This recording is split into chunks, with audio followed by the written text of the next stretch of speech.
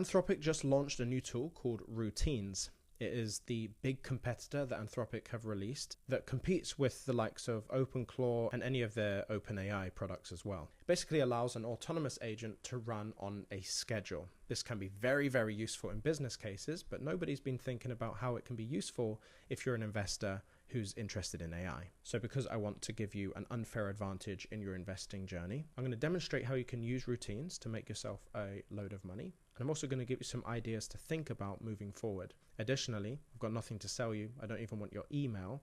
I'm just going to give it all to you for free so you can make a butt ton of money. The link in the top line of the description will take you over to Notion. It will give you copy and paste prompts that you can give to Claude in Routines and set the same things up that we go through in today's video. I think first we need to talk about the different moving parts of routines. So the first thing, which I found quite interesting when I got started with this, was that it actually offers you two different places to host these routines. One of them is local, that's on your computer. The other one is remote. And this is basically a cloud server, a cloud environment that Anthropic just give to you. And so I thought that was really nice. And so I'm going to click remote. There's a few things to go over here. I just want to cover each individual one. The name, of course, is just the name of what we're creating. But I really want to pay special attention to this describe what Claude should do in each session. This is the most important element of the whole thing. This is very classic. If it's a bad input, you'll get a bad result. So if you do this and you set these up on your own, and you find like you get bad results, it's because you haven't been specific enough. I don't know if you've ever been aware of something called an SOP. An SOP in business is basically a list of step-by-step actions that somebody could take to fulfill the roles and responsibilities that they're supposed to fulfill without any training. So let's say, someone at your job, they leave their job, but they left an SOP behind to basically instruct the new person that comes in to replace them exactly how to do their job without any training. It's very particular, very specific. It's like click this folder, drag this item to this place. It's very specific. And so just like a good SOP, a good routine description here will get you the consistent results that you're looking for every single time. So very important to be doing that. You can also select the model that you want. I would say that if you're doing something that's deeply analytical, and lots of thinking, you want to use Opus 4.6. It's not as fast and it does cost more, but Opus is obviously the premium model. Sonnet 4.6, I think, does the vast majority of what I would need it to do, and it costs a fraction of the price. So there's also a few ways that you can trigger one of these routines to take place, because there has to be something that happens that triggers a routine to take place. So one of those things can just be a time of day or a time of the week or a specific moment in the day, right? So you can set up a schedule basically however you want. You can even customize this if you wanted to get into cron expressions, but you really just don't need to do that because you've got every option available to you here. So if I wanted to set this up to happen weekly at 9 a.m. on a Monday, I would just add that trigger. Another way to trigger would be by using a GitHub event, or this is called a webhook. So this only applies if you're selecting a repository to go in here. So let's say I've got my BitTensor investing agent that I want it to link into.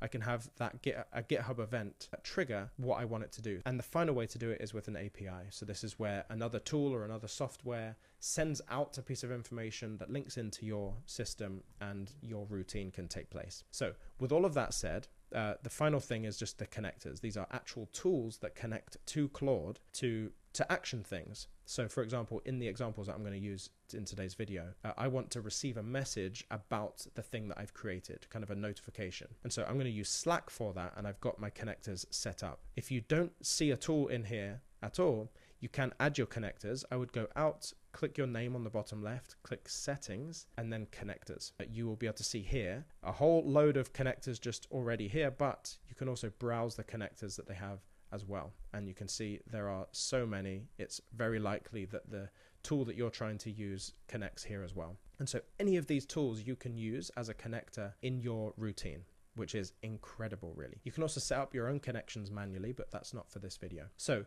let's create something remotely. I'm going to demo the creation of this tool. Again, you can create these tools yourself by using my copy and paste prompts in my Notion, which is in the top link of the description of this video.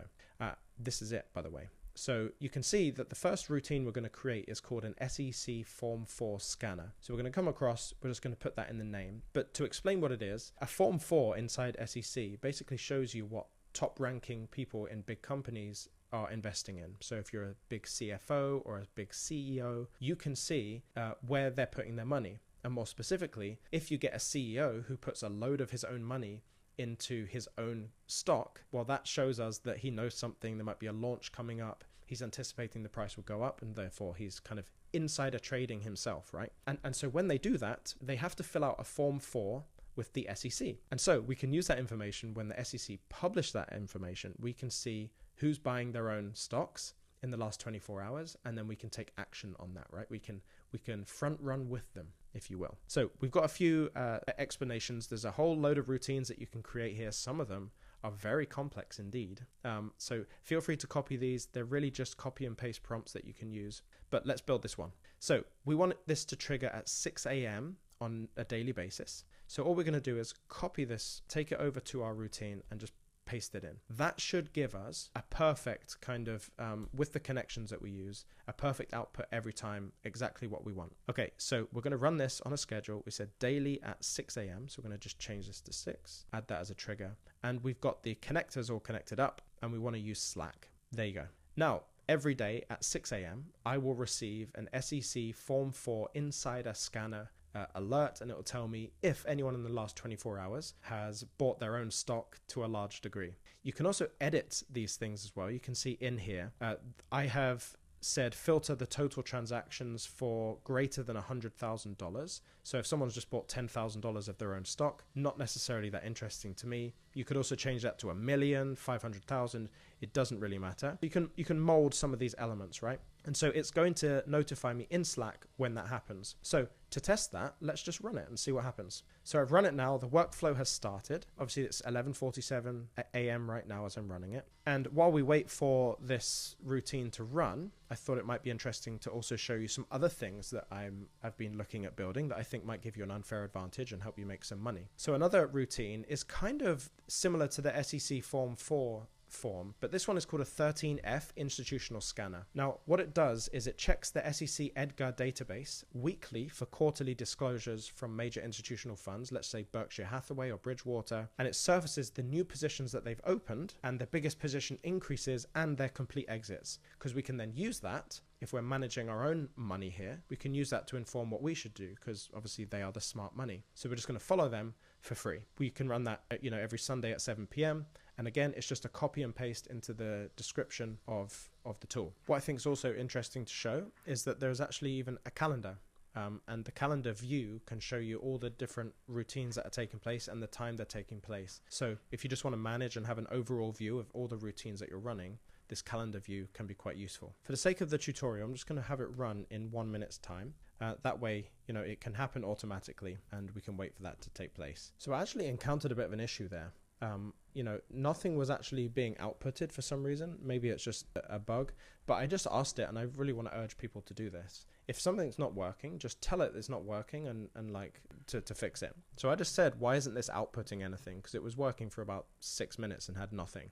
It basically told me that it was just loading the tools, but hadn't completed yet. So at least now it gives me an idea of what's happening in the background. And now it's browsing the web properly to get the details that I'm looking for. I will ask it at the end of this, is there any way that I can improve my description to increase the likelihood of the output happening every single time? And then I'll put that prompt in the Notion for you to use, so you get it perfect every time. You can see here that it's actually now found on this run. It's found 9 unique filings. It's going to pull each of their filings XML to check the transaction type and the value, and then filter them down based on the filters that we have, which I think was $100,000. And then it will just give us a report essentially. And hopefully we should be able to come over to our Slack and see a DM with that kind of the report. That's if it all works properly the first time. So while that's working, let's look at some other things that you can build, because I've been thinking about ideas where you have, let's say you have this routine 1, the SEC Form 4, and then you have the 13F, and you have them both running. Well, what if a routine could look at the output of these 2 routines and start a new routine? And you can mastermind this type of thing to where, it very simply, you could come over to Claude, and let's say we're going to start a new session, and I might ask it, for example, you can see just how much I've been using Claude since OpenAI just fell behind.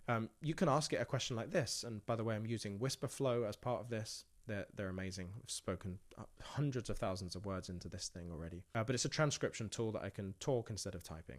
So it might go something like this. Hey, could you build me an architecture that uses Claude's routines? And the idea is to have, a variety of 5 different routines that look around the internet in different places for kind of trading signals. But then I want a routine to trigger if the subroutines all meet a certain criteria. So let's say, if we get 3 out of the 5 routines and they're confirmed in 3 out of the 5, then we'll go ahead and execute this extra routine.